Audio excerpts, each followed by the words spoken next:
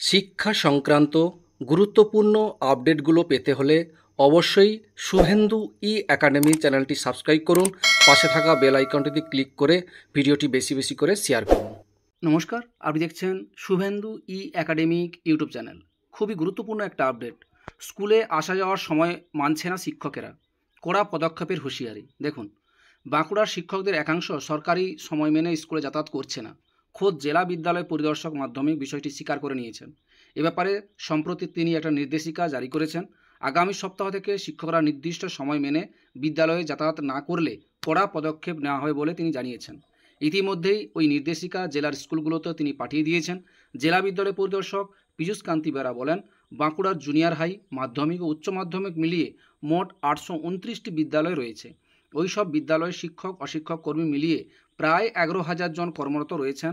সরকারি নিয়ম অনুযায়ী সকাল 10:30 থেকে বিকাল 4:30 পর্যন্ত শিক্ষক অশিক্ষক কর্মীদের স্কুলে থাকার কথা।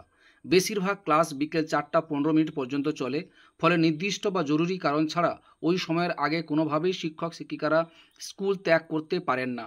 কিন্তু বাস্তবে উল্টো চিত্র চোখে পড়ছে। অনেকেই 11টার পর স্কুলে ঢুকছেন, কেউ কেউ আবার 3টে বাজলেই বিদ্যালয় ছাড়ছেন। এ ব্যাপারে আমাদের কাছে অভিযোগ এসেছিল। আমি নিজেও একাধিক স্কুল পরিদর্শন করে কম বেশি অভিযোগ সর্বত খুঁজে পেয়েছি। শিক্ষক অশিক্ষক কর্মীদের স্কুলে অনিয়মিত যাতায়াতের বিষয়টি লক্ষ্য করেছি। এই উদ্বেগের বিষয়। তিনি আরও বলেন, সময় মেনে স্কুলে যাতায়াতের ব্যাপারে রাজ্য সরকার তথা স্কুল শিক্ষা দপ্তর আগে থেকেই একটা নির্দেশিকা ছিল। আমি সেই নির্দেশিকা নতুন করে প্রধান শিক্ষক শিক্ষিকাদের পাঠিয়েছি। নির্দেশ না মানলে সংশ্লিষ্ট বিরুদ্ধে কড়া ব্যবস্থা নেওয়া হবে। উল্লেখ্য, শিক্ষক শিক্ষিকাদের একাংশের বিরুদ্ধে দীর্ঘদিন ধরে স্কুলের অনিয়মিত হাজিরার অভিযোগ উঠছে।